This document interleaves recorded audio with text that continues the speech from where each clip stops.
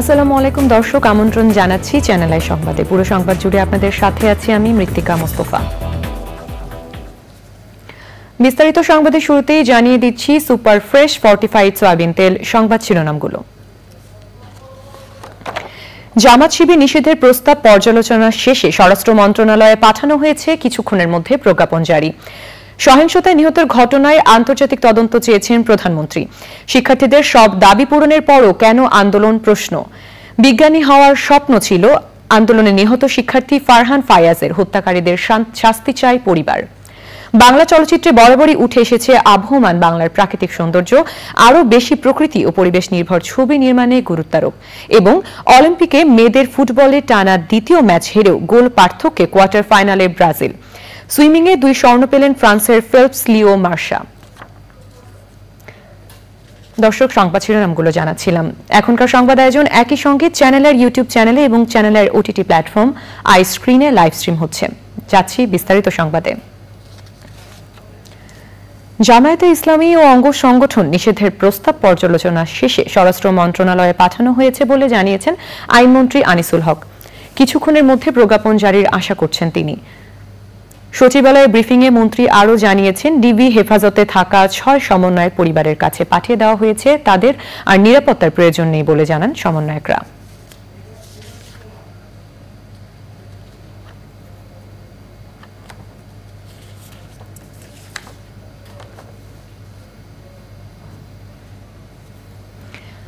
দর্শক, এবারে শোকের মাস আগস্ট।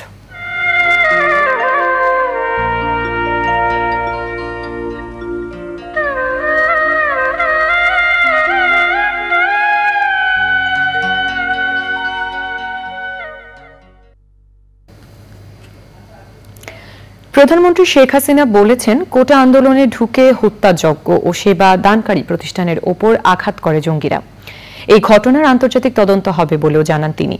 শোকের মাসের শুরুতে কৃষক লীগ আয়োজিত রক্তদান কর্মসূচি ও আলোচনা সভায় বক্তব্যে সরকার প্রধান বলেন, সন্ত্রাস বিরোধী আইনে জামায়াত শিবিরকে নিষিদ্ধ করা হবে। 96 সালের আগে বা 2008 সালে বাংলাদেশ কেমন ছিল নতুন প্রজন্ম তা জানে না, তাদের এইসব বিষয়ে জানতে হবে। শিক্ষার্থীদের দাবি শতভাগ মেনে নেওয়ার পর আন্দোলন চালিয়ে যাওয়ার কি যৌক্তিকতা আছে, সেই প্রশ্ন রাখেন প্রধানমন্ত্রী।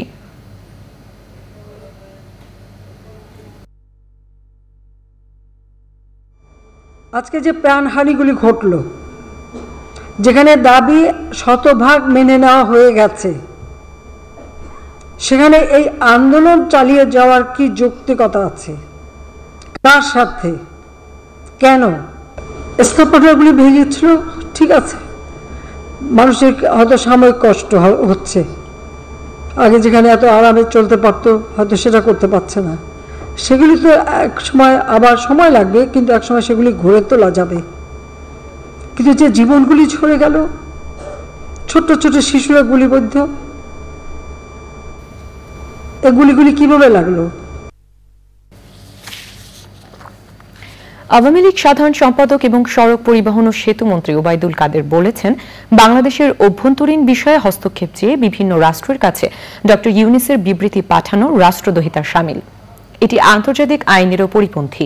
ডক্টর ইউনূস নিজের দুর্নীতির বিচার চলাকালীন সময়ে আন্তর্জাতিক সম্প্রদায়ের কাছে নতুন নির্বাচন চেয়েছেন। ওবায়দুল কাদের আরও বলেন, সহিংসতার ঘটনায় শিশুদের মাথায় গুলি লেগেছে। এসব ঘটনার সঠিক তদন্ত হওয়া দরকার। দেখামাত্র গুলি করার বিষয়ে ভুল বার্তা দেওয়া হচ্ছে বলেও জানান তিনি। তিনি বলেন, বিশৃঙ্খলা নিরসনে আইন শৃঙ্খলা বাহিনী সর্বোচ্চ ধৈর্য ধরেছে। সেনাবাহিনী কোথাও গুলি করেছে এমন খবর নেই বলে জানান ওবায়দুল কাদের। দেশের সংস্কৃতি জগতের সূতিকাগার বাংলাদেশ টেলিভিশন বিটিভির ক্ষয়ক্ষতি মেনে নিতে পারছেন না সংস্কৃতিজনরা। তারা বলছেন, ছাত্র আন্দোলনকে ঢাল হিসেবে ব্যবহার করে বিটিভি ভবন পুড়িয়ে দিয়েছে দুষ্কৃতিকারীরা। সুলতানা হিমুর রিপোর্ট। কোটা সংস্কার আন্দোলনের সময় রাষ্ট্রীয় গণমাধ্যম বাংলাদেশ টেলিভিশনে হামলা চালায় সন্ত্রাসীরা। বিটিভির এই ক্ষয়ক্ষতিতে বাকরুদ্ধ দেশের সংস্কৃতিজনরা। সকালে বিটিভি ভবন পরিদর্শন করে আবেগাপ্লুত হয়ে পড়েন শিল্পীরা। আমরা সকলেই শিল্পী হিসেবে বেড়ে উঠেছি এই বাংলাদেশ টেলিভিশনের প্রাঙ্গণে। এখানে আমরা বড় হয়েছি মানুষ হিসেবে, সচেতন মুক্তিযুদ্ধের আদর্শের নাগরিক হিসেবে, একজন শিল্পী হিসেবে আমরা এই প্রাঙ্গণে বড় হয়েছি। আজকে এই প্রাঙ্গণে এসে আমরা এক একজন চোখের পানি ধরে রাখতে পারিনি। যারা নিরীহ মানুষকে, স্টুডেন্টদের আন্দোলনকে ছিনতাই করে হত্যা করেছে, সহিংসতা করেছে, তাদের বিরুদ্ধে প্রতিবাদ জানাতে চাই। আমি এই আক্রমণের নিন্দা জানাই। সন্ত্রাসী কর্মকাণ্ডে যে সকল প্রাণ আমরা হারিয়েছি, প্রত্যেকের বিদেহী আত্মার প্রতি আমি সমবেদনা জানাই, আত্মার শান্তি কামনা করি। আমরা শিল্পীরা আমরা যেন ঐক্যবদ্ধ হই এবং তাদের বিরুদ্ধে রুখে দাঁড়াই। শিক্ষার্থী নিহতের ঘটনায় শোক প্রকাশ করেন ঢাকা 10 আসনের সংসদ সদস্য ও অভিনেতা ফেরদৌস। সন্তানদের নিরাপত্তায় বাবা মাকে সচেতন হতে আহ্বান জানান সংস্কৃতি প্রতিমন্ত্রী। আগস্ট মাসের সাথে এখন নতুন সংযুক্ত হলো আরেকটি শোকের মাস, জুলাই মাস। এই জুলাই মাসে আমাদের প্রাণপ্রিয় কিছু ছাত্র, আমাদের প্রাণপ্রিয় কিছু মানুষ, কিছু পুলিশ, কিছু শিশু এই পৃথিবী ছেড়ে চলে গেছে। তাদেরকে অন্যায়ভাবে মারা হয়েছে। আমি অনুরোধ জানাচ্ছি সকল শিক্ষকদের, সকল অভিভাবকদের, আপনাদের সন্তানকে আপনারা ঘরে ফিরিয়ে নিয়ে যান। ছাত্র আন্দোলন নস্যাৎকারী অপশক্তির বিরুদ্ধে জনগণ সোচ্চার হবে, এমনটাই প্রত্যাশা তাদের। Sultana Himu, channel I, Dhaka. বিজ্ঞানী হয়ে বাংলাদেশের নাম বিশ্বের বুকে তুলে ধরবে, এই স্বপ্ন ছিল কোটা সংস্কার আন্দোলনে নিহত শিক্ষার্থী ফারহান ফাইয়াজের। সেই স্বপ্ন মিলিয়ে গেল রাজপথে। শিগগিরই ফায়াজের হত্যাকারীদের খুঁজে বের করে সরকারের কাছে শাস্তি চেয়েছেন পরিবারের সদস্যরা। সুলতানা হিমু রিপোর্ট।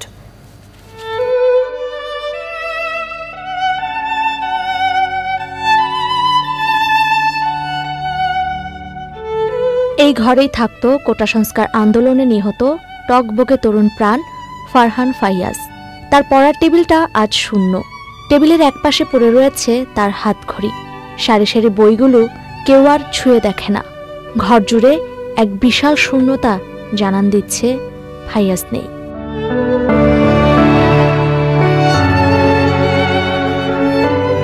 ঢাকা রেসিডেন্সিয়াল কলেজের বিজ্ঞান বিভাগের শিক্ষার্থী ফারহান ফাইয়াজ। কোটা সংস্কার আন্দোলনে ধানমন্ডি গিয়েছিল একাদশ শ্রেণীর এই মেধাবী শিক্ষার্থী। তখনই কি ফাইয়াজ জানতো তার আর ফেরা হবে না এই ঘরে?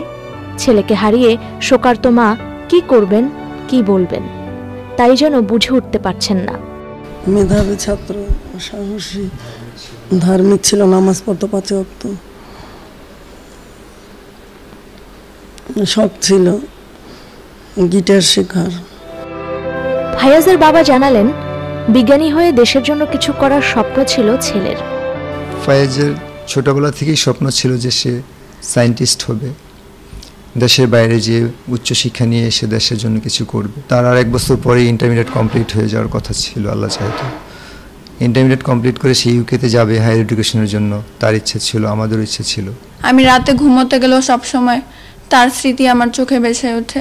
আমি চাই যে আমার ভাইয়ের শহীদ হয়েছে, যে তার জন্য আমি ন্যায় বিচার চাই।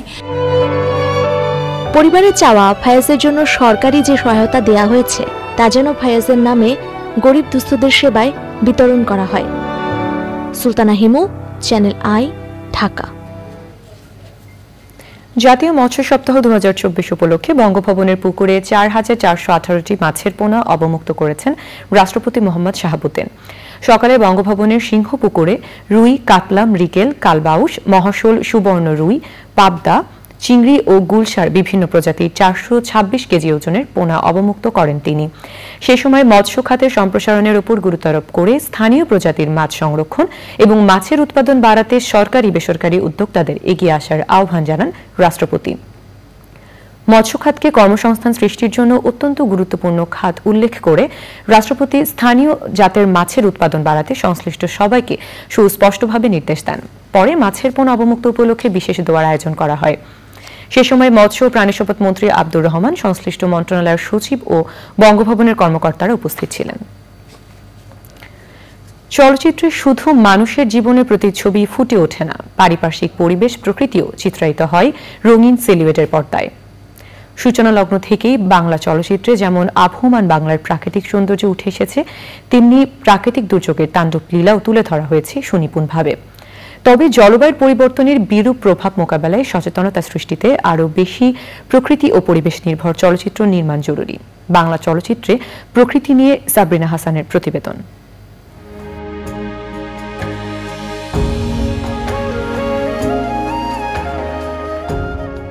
মানুষের জীবনের সঙ্গে প্রকৃতির যেমন অবিচ্ছেদ্য সম্পর্ক, তেমনি প্রকৃতির সমান্তরালেই গড়ে ওঠে যে কোনো অঞ্চলের সংস্কৃতি। আর এই সংস্কৃতির প্রতিফলন ঘটেছে বাংলা চলচ্চিত্রে। নানাভাবেই উঠে এসেছে প্রকৃতি ও পরিবেশ। হাজার বছর ধরে চলচ্চিত্রে বাংলার গ্রামীণ প্রকৃতি ও এর মোহময়তা ফুটে উঠেছে। আর বাংলার প্রত্যন্ত গ্রামের প্রকৃতি ও পরিবেশের চিত্র প্রস্ফুটিত হয়েছে সূর্য দীঘল বাড়ি সহ নানা চলচ্চিত্রে। বিশ্ব চলচ্চিত্রের অনন্য সৃষ্টি পথের পাঁচালীতে উঠে এসেছে প্রকৃতির ক্ষুদ্রাতি ক্ষুদ্র বিষয়। আর শ্রাবণ মেঘের দিন, ঘেটুপুত্র কমলা, কুড়া পক্ষীর শূন্যে উড়া ও শ্যামল ছায়া সিনেমায় বাংলার হাওড়াঞ্চলের প্রাকৃতিক সৌন্দর্য ও শ্যামল রূপ দারুণভাবে চিত্রিত করেছেন নির্মাতা।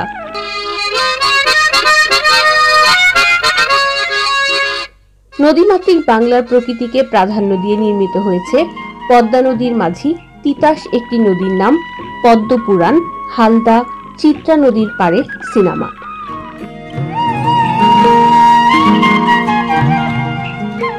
কীর্তনখোলা ও দুখাই চলচ্চিত্রে উঠে এসেছে আবহাওয়ার পালাবদল ও বাংলাদেশের প্রাকৃতিক দুর্যোগের বাস্তব বর্ণনা।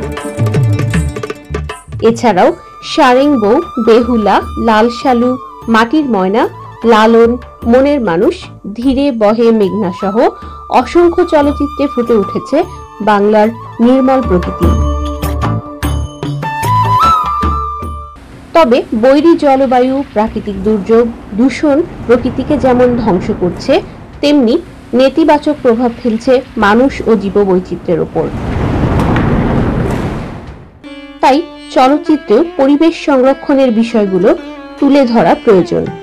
এতে মানুষের মাঝে পরিবেশ ও এর বিভিন্ন উপাদানগুলো সংরক্ষণের সচেতনতা বৃদ্ধি পাবে। এমন পরিস্থিতিতে বিনোদনের পাশাপাশি বাংলা চলচ্চিত্র হতে পারে প্রকৃতি সংরক্ষণের অন্যতম বার্তাবাহক। সাবরিনা হাসান, প্রকৃতি ও জীবন ডেস্ক, চ্যানেল আই। বাংলা চলচ্চিত্রের প্রকৃতি নিয়ে প্রতিবেদন দেখবেন আজ রাত 10:15 প্রকৃতি ও জীবন অনুষ্ঠানে। দর্শক, এই মুহূর্তে তথ্য প্রতিমন্ত্রী মোহাম্মদ এ আরাফাত সংবাদ সম্মেলন করছেন। আমরা সরাসরি সম্মেলনে চলে যাচ্ছি। শিক্ষার্থী আন্দোলনকারী যারা, তাদের যে উদ্দেশ্য ছিল, তাদের একটা দাবি ছিল, এবং তার মধ্যে যে তৃতীয় পক্ষ ঢুকে অন্য উদ্দেশ্য চরিতার্থ করার জন্য যে ধ্বংসযজ্ঞ চালিয়েছে, এটি তো আপনাদের চোখের সামনে তার সকল প্রমাণ আছে। আজকে যারা জেল ভেঙে নরসিংদীতে কয়েদিদের বের করে নিয়ে এসেছে, উচ্চ পর্যায়ে জঙ্গিদের বের করে নিয়ে এসেছে, জেলের যত স্টাফ যারা তাদেরকে বন্দী করে রেখেছিল, যত ধরনের অস্ত্রশস্ত্র তারা লুট করেছিল, এগুলো কি শিক্ষার্থীদের কাজ হতে পারে? হতে পারে না। কারা করেছে? এই তৃতীয় পক্ষ, অনুপ্রবেশকারী। আজকে মেট্রো রেলের কথা বলেন, এই মেট্রো রেল কি মাননীয় প্রধানমন্ত্রী শেখ হাসিনা চড়েন? এমনকি অনেক মন্ত্রী মিনিস্টাররা চড়েন? তাও তো না। এটা তো বাংলাদেশের সাধারণ মানুষরা উপকারভোগী। দুর্যোগ ব্যবস্থাপনা যে অধিদপ্তর, এর কাজ কি? পুরো দেশে যখন বিভিন্ন ধরনের দুর্যোগ আসে, সাধারণ মানুষের পাশে দাঁড়ানোর জন্যই তো কাজ করে। এই প্রতিটি সরকারি এস্টাবলিশমেন্ট, সেতু ভবন, যেগুলো সাধারণ মানুষের জন্য কাজ করে। আপনি দেখেন যে টোল প্লাজাগুলো আজকে এক্সপ্রেসওয়ে বন্ধ, মেট্রো রেল বন্ধ, আজকে মানুষ ভুক্তভোগী, জ্যাম হচ্ছে। কাজে আমাদের কথা হচ্ছে, এগুলো যারা ধ্বংসযজ্ঞ চালিয়েছে, এটা তো পরিষ্কার আপনাদের চোখের সামনে এই ধ্বংসপ্রাপ্ত জিনিসগুলো এখনো আছে। এটা কি শিক্ষার্থীদের কাজ হতে পারে? হতে পারে না। এটা করেছে সেই তৃতীয় পক্ষ সন্ত্রাসীরা, এবং তারা কিন্তু এমন অবস্থায় তৈরি চেষ্টা করেছে যেন এখানে হতাহতের ঘটনা ঘটে, টেনশন আরো তৈরি হয়, এবং তারা সেটাই ঘোলা পানিতে মাছ শিকারের চেষ্টা করতে পারে। কিন্তু দুঃখজনক হলো সত্যি, তারা সরাসরি এখানে মুখোমুখি হয়নি। তারা শিক্ষার্থীদের ঢাল হিসেবে সামনে ব্যবহার করেছে, শিক্ষার্থীদের আবেগ অনুভূতিকে তারা অপব্যবহার করে এই কাজগুলো করেছে। এবং এখানে আমাদের যে সমস্যাটা হয়ে গেছে, আমরা শিক্ষার্থীদের প্রোটেকশনের জন্য উদ্বিগ্ন চিন্তা করছি। আমরা নিশ্চিত করতে চাই তারা তাদের নিরাপত্তা যাতে নিশ্চিত থাকে। এদিকে তাদের ফাঁকে যে সন্ত্রাসীরা এই কর্মকাণ্ড করছে, তাদের উপরে আইনের প্রয়োগ করছে। এটি করতে যে খুবই কঠিন একটি সমস্যার মধ্যে, জটিল একটি অবস্থায় আমরা পড়ে গেছি। মাঝে মধ্যে এটাকে ডিফারেন্সিয়েট করাটা মুশকিল হয়ে যাচ্ছে। আজকে দেখুন, আমরা গতকালও মিটিং করেছি, তার আগের দিনও করেছি। আমরা দ্ব্যর্থহীনভাবে বলতে চাই, আইনের প্রয়োগ ঘটবে শুধুমাত্র সন্ত্রাসীদের উপরে।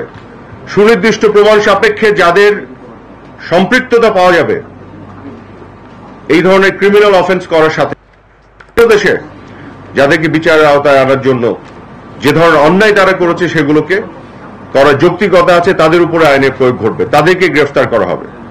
কোনো সাধারণ শিক্ষার্থী কোনোভাবে যেন হয়রানির শিকার না হয়, এটি কিন্তু আমরা দ্ব্যর্থহীনভাবে বলেছি। এবং পুলিশ প্রশাসনকেও আমি এখান থেকে বলতে চাই, তাদের সাথে আলাপ হয়েছে, যে সকল শিক্ষার্থীরা আন্দোলনে ছিল, স্লোগান দিয়েছে, পানি ডিস্ট্রিবিউট করেছে, তাদেরকেও যেন কোনোভাবে হ্যারাস করা না হয়, তাদের পরিবারের কোনো সদস্য যাতে কোনোভাবে নাজেহাল না হয়। কারণ সকল শিক্ষার্থী এবং তাদের যে আন্দোলনের সাথে সম্পৃক্ত যারা, তাদের যে আবেগ অনুভূতি, সেগুলোকে আমরা শ্রদ্ধা করি, সেগুলোর সাথে আমাদের পুরো সমবেদনা এবং সমর্থন আছে। কিন্তু তাদের এই যে আবেগকে পুঁজি করে যারা ধ্বংসযজ্ঞ চালাচ্ছে, এটা তো আজকে পরিষ্কার। শিক্ষার্থীরা তারাই তো বলছেন যে এই ধরনের ধ্বংসযজ্ঞের সাথে তাদের কোনো সম্পর্ক নেই। জেল ব্রেক কি করতে পারে শিক্ষার্থীরা? জেলে ঢুকে জঙ্গিদের আনার এই বিষয় তো শিক্ষার্থীদের কাজ হতে পারে না। কাজে আমাদের বিষয়টি হচ্ছে যে আমরা নিশ্চিত করতে চাই কোনো শিক্ষার্থী যারা তাদের আবেগ নিয়ে আন্দোলনের সাথে ছিলেন, কোনোভাবে যাতে একটি শিক্ষার্থীও নাজেহাল না হন, আর সন্ত্রাসীদেরকে আমরা আইনের আওতায় নিয়ে আসি। বিশ্বের দূষিত বাতাসের শহরের তালিকায় বারবার উঠে আসছে রাজধানী ঢাকার নাম। অপরিকল্পিত নগরায়নে নিয়মিত গাছপালা নিধন ও জলাশয় ভরাট হওয়ায় বসবাসের অযোগ্য হয়ে পড়ছে ঢাকা মহানগর। এই অস্বাস্থ্যকর নগরী একটু স্বস্তি ফিরিয়ে আনতে ছাদকৃষি অনুশীলনে যুক্ত হচ্ছেন উদ্যোক্তারা। মিরপুর ডিওএইচএস এর শাহনাজ হকের ছাদকৃষি থেকে বিস্তারিত জানাচ্ছেন শাইখ সিরাজ। অপরিকল্পিত সুউচ্চ বাণিজ্যিক ভবন আর যত্রতত্র আবাসনে যখন ভরে উঠেছে ঢাকা নগর, বিনষ্ট হচ্ছে পরিবেশ, তখন ছাদকৃষি উদ্যোগ ঢাকার অনেক এলাকায় সবুজায়ন করতে সহায়কের ভূমিকা পালন করছে। ঢাকার মিরপুর ডিওএইচএসে মিসেস শাহনাজ হকের উদ্যোগটি তেমনই একটি।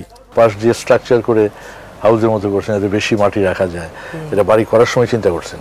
জি, এটা আগে থেকেই ছিল। বাড়ি করার আগে থেকে এমন ছিল যে আমি বাগান করব। প্রথমে ছোট থেকেই ছিল কি ফুল গাছ লাগানো।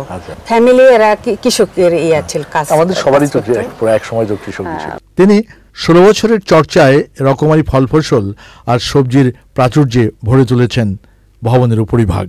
মৌসুমী সবজি সবই করে। হ্যাঁ, আর শীতকালের সময় থাকে পালং শাক থাকে, তারপর মূলা, সরিষা। আচ্ছা, এই তো দুন্দুল এখন এগুলি খাবেন না বীজের জন্য রেখেছেন? না, এগুলো আজকে বিকেলে কাইটে সব বিলাই দিয়ে দেব। আপনার এটা কি 12 মাসি আম? হ্যাঁ, এটা 12 মাসি আম। আম কিনতে হয় আপনার বছরে? না। জালি তো এটা বীজের জন্য? না, বীজের জন্য না। এবার কটা জালি পেয়েছেন? আসলে হিসেব নাই, 200-250 মতন হবে। আয়োজনটি এখন এই পরিবারের অবসর সময়ের এক নিবিড় কর্মক্ষেত্র। ঢাকা শহর তো একটা কংক্রিটের জঞ্জাল। এর জন্য যদি এরকম আমার বন্ধু বান্ধব, প্রতিবেশী, এমনকি বিভিন্ন আমাদের আর্মি নেভি এয়ারফোর্স অনেকেই আসছে, আইসা তারা অভিভূত, আপ্লুত, এক বাক্যে সবাই বলছে অসাধারণ। নিরাপদ সবজি চাহিদা পূরণের এক উৎস হতে পারে ছাদ কৃষি। তেমনি একটি নজির গড়েছেন নিজস্ব আঙিনায় শাক সবজি ফলমূল উৎপাদন করে এই ছাদটি ভরপুর করেছেন, যেটি অন্যের জন্য হতে পারে অনুকরণীয়। বিশেষ করে জলবায়ু পরিবর্তনের এই সময়ে এটি খুবই প্রয়োজন। ঢাকার মিরপুরের শাহনাজ হকের ছাদকৃষি থেকে শাইখ সিরাজ, চ্যানেল আই। এই নিয়ে বিস্তারিত প্রতিবেদন দেখবেন আজ বেলা 3:05 হৃদয় মাটি ও মানুষের ডাক অনুষ্ঠানে। এবারে যাচ্ছি প্যারিস অলিম্পিকের খবর।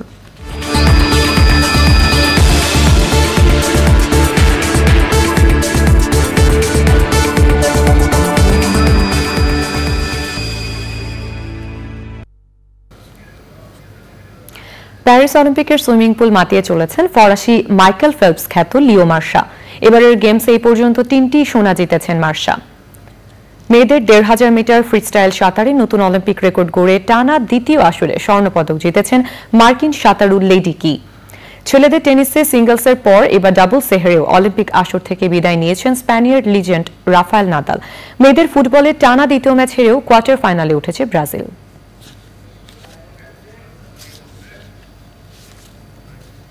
দর্শক, এবারে চলে যাচ্ছি বিরতিতে।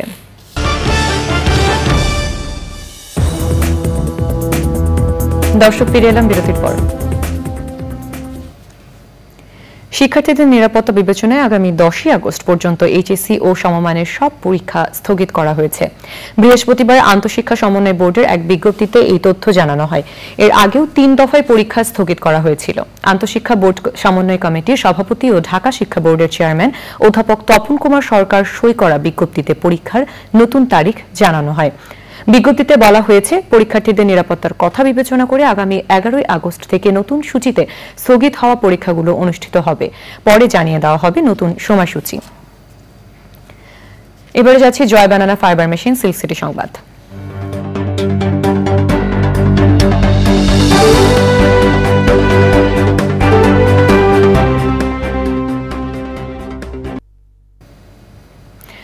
ভরবো মাছে মোদের দেশ, গড়ব স্মার্ট বাংলাদেশ, এই প্রতিপাদ্যে রাজশাহীর মোহনপুরে জাতীয় মৎস্য সপ্তাহ উদযাপন করা হয়েছে। মৎস্য সপ্তাহ উপলক্ষে বুধবার উপজেলা প্রশাসন ও মৎস্য অধিদপ্তরের উদ্যোগে বর্ণাঢ্য র্যালি বের করা হয়। র্যালি শেষে উপজেলা হলরুমে আলোচনা সভা ও পুরস্কার বিতরণ অনুষ্ঠান হয়। মোহনপুর উপজেলা নির্বাহী কর্মকর্তা আয়শা সিদ্দিকার সভাপতিত্বে অনুষ্ঠানে প্রধান অতিথি ছিলেন পবা মোহনপুর আসনের সংসদ সদস্য আসাদুজ্জামান আসাদ। অনুষ্ঠানে বক্তব্য রাখেন সিনিয়র মৎস্য কর্মকর্তা অহেদুজ্জামান। বিশেষ অতিথির বক্তব্য দেন মোহনপুর উপজেলা পরিষদের চেয়ারম্যান আফজাল হোসেন বকুল। এ সময় উপজেলা ভাইস চেয়ারম্যান বিন বেল্লা, মহিলা ভাইস চেয়ারম্যান হাবিবা বেগম ছিলেন। মৎস্য সপ্তাহ উপলক্ষে 5 আগস্ট পর্যন্ত কর্মসূচি হাতে নেওয়া হয়েছে। এবারে নিটল টাটা কৃষি সংবাদ।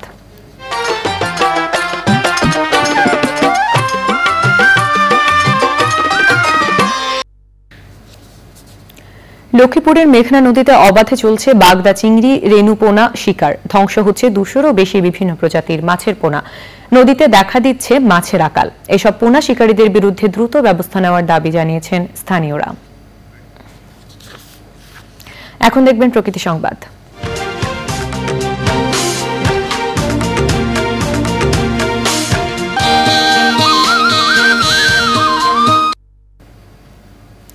পরিবেশের ভারসাম্য রক্ষায় নীলফামারীতে 70 লাখ বৃক্ষরোপণের উদ্যোগ নিয়েছে গ্রামীণ ব্যাংক। পতিত জায়গায় বিভিন্ন প্রজাতির গাছ রোপণ করছে ব্যাংকের আঞ্চলিক কার্যালয়ের সদস্যরা। শুধু বৃক্ষরোপণই নয়, পরিবেশ সংরক্ষণে মানুষের মাঝে সচেতনতা তৈরিতেও কাজ করছে তারা। দর্শক, এবারে খেলার খবর।